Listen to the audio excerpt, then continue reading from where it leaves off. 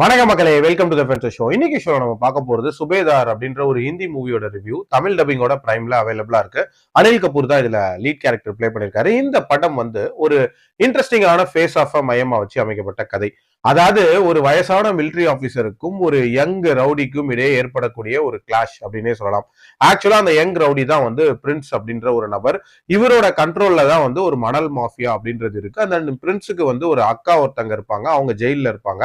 So பிரின்ஸை பொறுத்த வரைக்கும் ஒரு பயங்கர கோளாறான ஆளு அப்படின்னு சொல்லலாம். இப்படிப்பட்ட சூழ்நிலையில நம்ம பிரின்ஸ் கிட்ட வேலைக்கு சேரக்கூடிய ஒரு எக்ஸ் மிலிட்டரி ஆபீசர் தான் வந்து நம்ம அனில் கபூர். இவர் தன்னோட பொண்ணோட வாழ்ந்துட்டு இருப்பாரு. இவரோட மனைவி வந்து கொஞ்ச நாளைக்கு முன்னாடி இறந்து போயிருப்பாங்க. ரொம்ப சாந்தமான ஒரு ஆளா ஸ்டார்டிங்ல தெரியுறாரு. ஒரு கட்டத்துல அனில் கபூருக்கும் அந்த பிரின்ஸுக்கும் ஒரு விதமான கிளாஷ் உண்டாகுது. அது என்ன மாதிரியான கிளாஷ், அதுக்கப்புறம் இவங்க ஃபேஸ் ஆஃப் எப்படி போகுது, டுவர்ட்ஸ் தென் என்ன ஆகுது அப்படின்றத அந்த படத்தோட கதை. இந்த படத்தை பொறுத்த வரைக்கும் இந்த படத்தோட ஒரு முக்கியமான ஹைலைட்டே அந்த ஃபேஸ் ஆஃப் தான். அதாவது இந்த மாதிரியான வயசான ஹீரோக்கு ஒரு யங் வில்லன் அப்படின்றது ரீசெண்ட் டைம்ஸ்லயே கோட் படத்துல நீங்க பாத்திருப்பீங்க, அதே மாதிரி குட் பேட் அக்லில பாத்திருப்பீங்க. கிட்டத்தட்ட அதே மாதிரியான ஒரு விஷயத்தை தான் இதுலயுமே ட்ரை பண்ணிருக்காங்க. அதுல ஸ்டார்டிங் சீக்வன்சஸ் அப்படின்றதெல்லாம் உண்மையிலேயே சூப்பரா இருந்துச்சு. அதுவும் ஃபர்ஸ்ட் டைம் நடக்கக்கூடிய அந்த கிளாஷ் அப்படின்றது நல்லாவே படமாக்கியிருந்தாங்க. இந்த படத்துல இன்ஃபேக்ட் நிறைய மாஸ் மூமெண்ட்ஸ் அப்படின்றதும் நல்லாவே ஒர்க் அவுட் ஆயிருந்துச்சு. அதே மாதிரி இந்த படத்துல அந்த ராதிகா மதனோட கேரக்டர் ஆக்சுவலா அனில் கபூரோட பொண்ணா வந்திருப்பாங்க.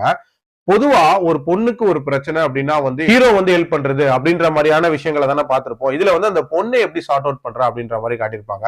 அது உண்மையிலேயே நீட்டா இருந்துச்சு. விஷுவலாவும் ஒரு மாதிரி டீசென்டா இருந்துச்சு. அந்த ஆக்ஷன் சீக்வன்சஸும் ஒரு மாதிரி நீட்டா எடுத்திருந்தாங்க அப்படின்னே சொல்லலாம். போக போக அந்த ஃபேஸ் ஆஃப் அப்படின்றது பயங்கர டிராமாட்டிக்கா போச்சோ அப்படின்ற ஒரு ஃபீலுமே இருந்துச்சு. இன்ஃபேக்ட் கிளைமேக்ஸ்ல எல்லாம் பயங்கரமான ஒரு மாஸ் மூமெண்ட் ஒன்று ட்ரை பண்ணிருப்பாங்க.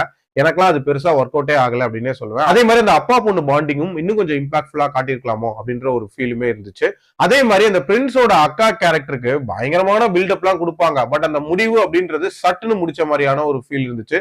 இது மாதிரி சில பிரச்சனைகள் இருந்தாலும் ஓடிடில டைம் பாஸ்க்கு பாக்குற மாதிரியான ஒரு டீசென்டான ஆக்ஷன் த்ரில்லர் தான். சோ ட்ரை பண்ணி பார்க்கலாம்.